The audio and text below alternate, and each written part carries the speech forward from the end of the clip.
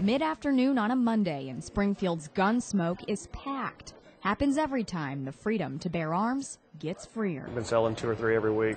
After the law passed, we're selling about 1 every day. Brandon Reynolds is talking about sound suppressors. And this comes from the factory, ready for a suppressor. But there's a catch. Probably about 35 in the back with people's names on them waiting for them. And waiting and waiting, 2 to 6 months while the owner gets checked out by the federal government.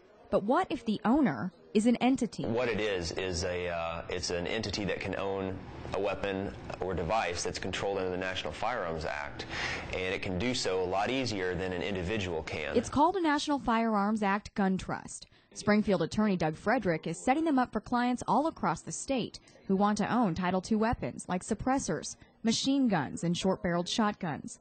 The Apple law firm in Jacksonville, Florida, kind of fathered the concept and refers interested Missourians to Frederick. Setting up a gun trust allows you to skip 3 steps in the federal registration process of these weapons. The first is fingerprints at your local sheriff's office.